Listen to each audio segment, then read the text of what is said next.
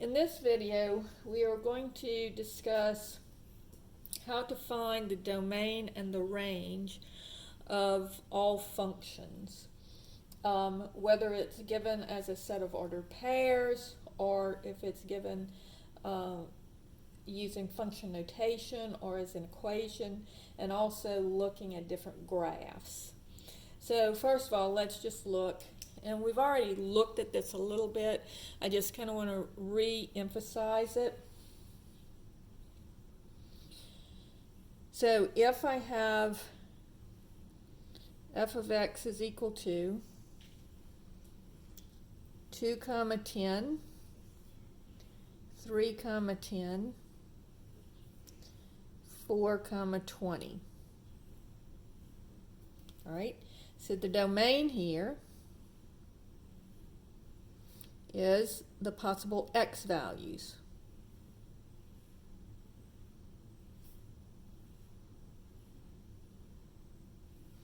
And so that would be my x values are 2, 3, and 4.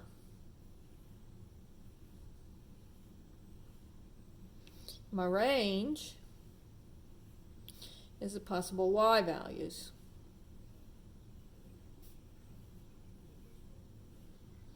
And so in this case, my y values are 10, 10, and 20.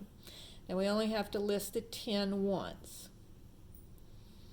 And so if it's a set of ordered pairs, the domain, the possible x values, so you just list off the x values, and the range, the possible y values, so you just list off the y values. All right. If it's given as an equation, or using function notation. All right, so what we're going to do here is we're going to think about what this is saying. And we're going to look at what this function looks like. So notice that this function is x squared. All right, so this function is x squared, and so that's going to be a parabola. And notice that it's shifted down 1. And so this function would look like this.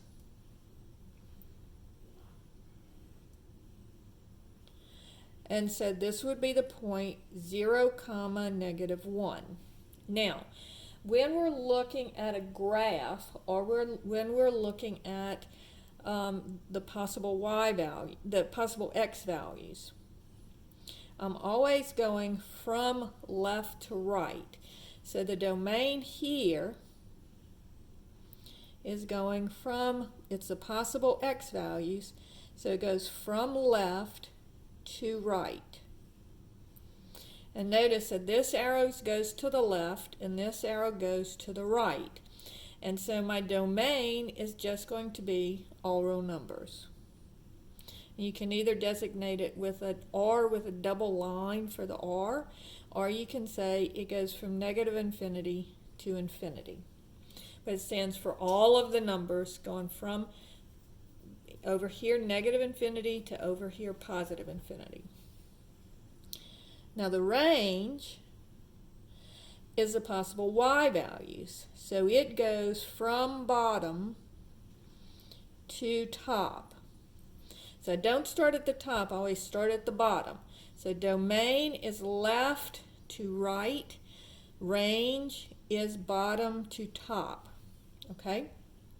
And notice on this one that the graph, both of the arrows on the graph go up. And so we know that this is going to be going to infinity, but there's no graph down here. And the graph doesn't start until I reach this lowest value, which the y-coordinate is -1. All right? So when I'm looking at my range, I'm always looking at my y-coordinate. So it starts at -1 and goes to infinity. So the way you're going to write that is -1 to infinity. Problem number 3 says f of x is equal to 5 minus x plus x cubed. Now, the highest power of x here is the x cubed. So we know that this is going to look like a snake-looking thing. Now, we haven't learned how to graph this yet, but I do know that it's going to look like a snake-looking thing. And as a matter of fact, it's probably going to cross the axis a number of times. But it doesn't matter where it crosses the axis or if it crosses the axis. It can either look like this, it can look like this, however it wants in the middle. What I'm looking for are the possible x values and the possible y values. So when I'm looking at my domain, notice this arrow goes to the left and this arrow goes to the right. So going from left to right, no matter how far over I would come here, I would be able to go down here if I extended this line, and I could find out what my y value is, but it'll always hit the graph.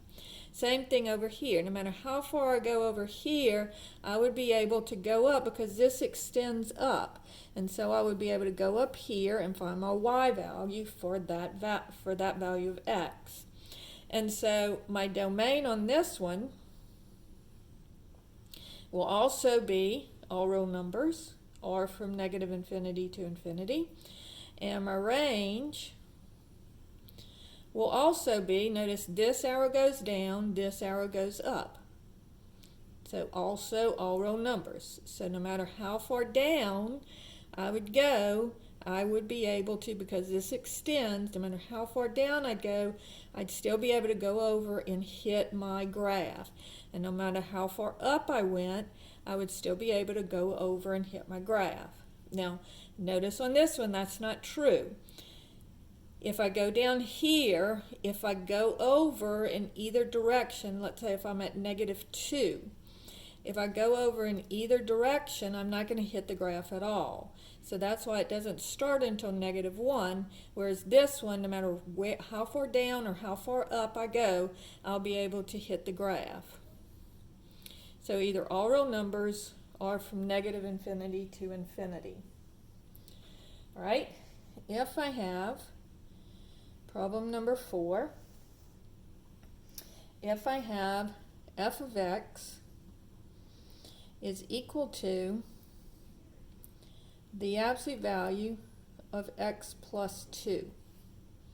All right, so this is, remember, absolute value is a V shape. All right, and this one is shifted over -2. So it's going to look like this. Over -2, and then it's going to be a V shape. So this is just a basic sketch of the graph, not plotting too many points, just basically finding the vertex and starting there. So you just want to kind of get an idea of what it looks like. So if I have an absolute value equation, I do have a vertex. Now notice that this vertex is -2, 0. Now, again, when I'm looking at my domain, I'm going to the left and right. So if I come over here, notice this arrow goes to the left, this arrow goes to the right. And so my domain, no matter how far over here I go, I would be able to come up and hit the graph. Same thing over here. No matter how far over I go over here, I would be able to hit the graph. So my domain is going to be all real numbers, or negative infinity to infinity. My range, however, notice down here, I don't hit the graph. I only hit the graph for positive values of y. And so, and again, I'd hit the graph twice. It's not a one-to-one function, but it is a function because it passes the vertical line test, but not the horizontal line test. So, but when I'm looking at my range, I'm saying what are my possible y values? So again, range is bottom to top. So going from the bottom to the top, my range is going to be starting here. Now, this is the point -2, 0. When we're talking about the range, it's the possible y values. So I use my y value. So it's going to be from 0 to infinity, because notice both arrows go up. So this would be from 0 to infinity. All right. It starts when the y value is 0. See, that's the first place that I can hit my graph. And then it goes up from there. Notice that there's a bracket on the 0 because there is a point when the y is 0. Okay. Problem number 5 says f of x is equal to the square root of x minus 3. Now, here is one issue that we have with the domain. Because remember, we cannot take the square root of negative numbers. So I want to put a star by this one. All right? So this is going to be, notice that we have to have values 3 or bigger for x.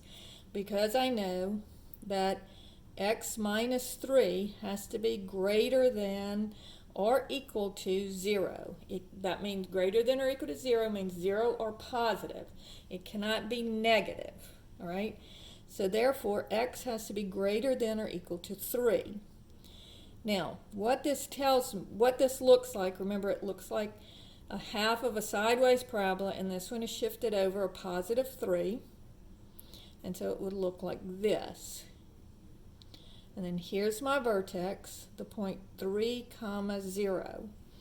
So in most of our toolbox functions, the domain and it's going to be all real numbers. A lot of them, the range is not all real numbers, but the domain is usually all real numbers. Here's our first one where the domain is not all real numbers. All right, so on this one, notice that the x has to be greater than or equal to 3. But looking at our graph, notice there's no graph over here. The graph, if I'm going from left to right, if you look, where does it start hitting the graph? Right here. And so it starts at 3 and it goes to infinity. So just like I have here, 3x is greater than or equal to 3 in interval notation, that's this. All right? So going from left to right, it hits the graph starting right here at this vertex. And remember, domain is the possible x values, so I look at my x coordinate. If I'm looking at my range, the range goes from bottom to top, and notice that the lowest y value that I have is also the vertex, and so that's going to be from 0, because I look at my y coordinate, and then it goes up. So from 0 to infinity. So in this one, going from left to right, the arrow only points to the right. It does not point to the left. See how these arrows pointed to the left? This one does not point to the left. It only points to the right. So it only goes, remember, negative infinity's over here, infinity's over here. So it only goes towards infinity. It does not go towards negative infinity. Same thing with the y. Negative infinity's down here, infinity's up here. This one only goes up, all right? So since it's going up, it goes towards infinity. It starts at 0 when the y coordinate is 0 and goes to infinity. The domain starts when the x is 3 and goes towards infinity. But put an asterisk by this one, because whatever's under the denominator always has to be greater than or equal to 0. All right, problem number 6. And this is another one that's very important. If I have f of x is equal to 1 over x plus 2. Right, so we saw this when we were looking at our toolkit functions. This is a 1 over x, so this is the reciprocal function, and remember, it looks like a boomerang. And this one is actually shifted over negative 2. So my vertical asymptote will be at -2, and my horizontal asymptote will be at 0. And this is something that we went over in the transformations video. So if you don't remember how to do this, go back and look at that. And so this one basically will look like this. All right. Now let's look at our domain. This arrow goes to the left, so it does start at -infinity. And this arrow does go to the right, so it does go to +infinity. But notice when x is equal to -2, I have a vertical asymptote. Remember, the denominator cannot equal 0. And so here, x plus 2 cannot equal 0, so x cannot equal -2. So the way that you write your domain, so see how there's graph here, but then I have to jump over that vertical asymptote, and then I have graph over here too. And remember, this gets closer and closer and closer. This gets closer and closer, but it never actually hits the -2. So the domain here is from -infinity to -2, but not including the -2. Union from -2 to infinity. So notice that I'm writing from -infinity to infinity, but I'm jumping over that point at -2. So I put a parenthesis at the -2 to show it's not included. All right, when I'm looking at my range,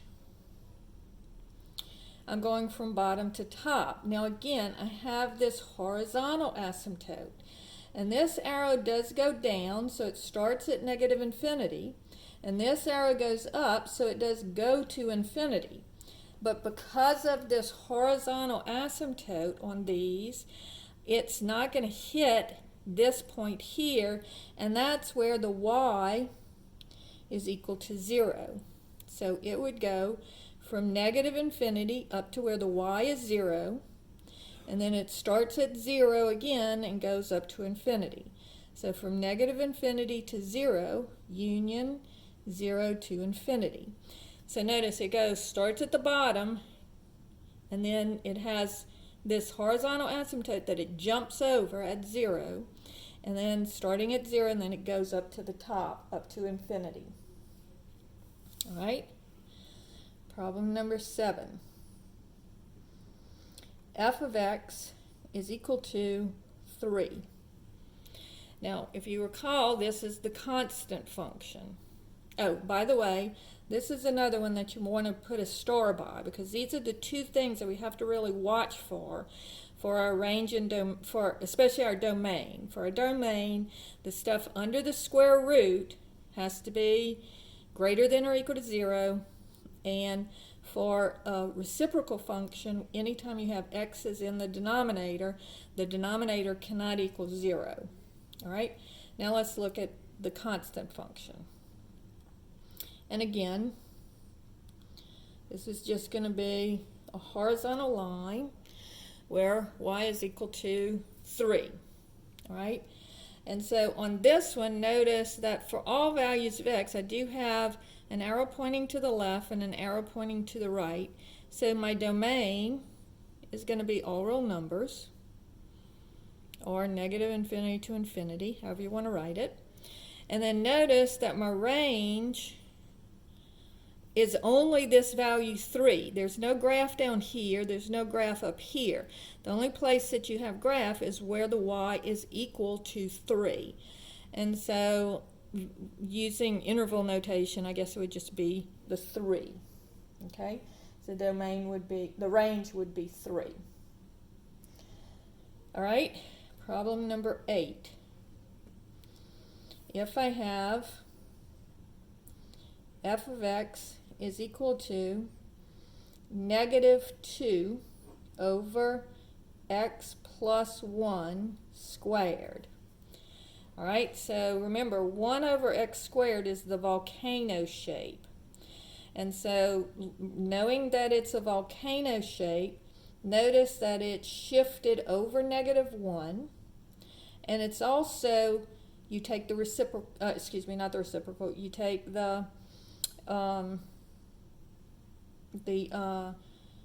you reflected about the x-axis. Sorry, I forgot the word reflected for a second. So basically what this one looks like is it's shifted over -1. So my vertical asymptote is where x is equal to -1. And then instead of looking like a volcano, it flips over. So it looks like this. All right, so the domain on this one, okay, again, arrow to the left, arrow to the right. So it does go from -infinity to infinity, but it jumps over that vertical asymptote. So the way we write that is -infinity to -1, union -1 to infinity. Anytime you have that vertical asymptote, you have to jump over it. So you just find out where your vertical asymptote is, and you write it like that.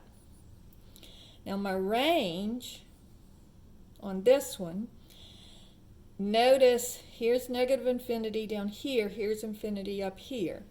So notice on this one, we're going from -infinity. Again, it's from bottom to top, not top to bottom. So we're starting at -infinity, and then notice that it gets closer and closer to 0, but never gets there. And so this would be from -infinity to 0. So whatever that horizontal asymptote is, will be where you will have your ending number on this one. Okay? Problem number 9. If I have f of x is equal to 2x plus 3, well, notice that this one is x to the first power, so I know that this is a line. And so my y-intercept would be 3. And if I let x equal 1, y would be 2. So it looks like this. And it doesn't really matter the x and y intercepts or anything like that. All it matters is that it's a line. Because notice this arrow goes to the left, this arrow goes to the right. So my domain is all real numbers. And this arrow goes down and this arrow goes up, and it's a continuous function. It doesn't jump over anything. So my range is also all real numbers. Problem number 10. F of x is equal to the cubed root of x. Now, if you recall, this one is the sideways snake, so it just looks like this. All right?